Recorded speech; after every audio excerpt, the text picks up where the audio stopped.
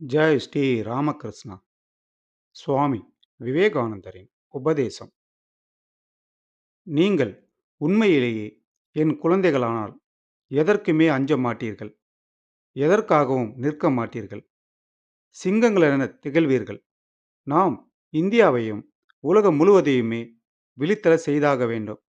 கோழைத்தனம் உதவாது. முதலில் மனிதன் ஆகு. அப்போது பிற எல்லாம் தாமாகவே உன்னை தேடி வருவதை காண்பாய். நல்ல நோக்கம், நேரிய வழி, தர்ம வீரம், நல்ல வலிமை ஆகியவற்றை பெறு. மனிதனாக பிறந்த நீ ஏதாவது அடையாளத்தை விட்டுச் செல். நீ இந்த உலகத்தில் பிறந்தபோது உலகம் சிரித்தது, நீ அழுதாய்.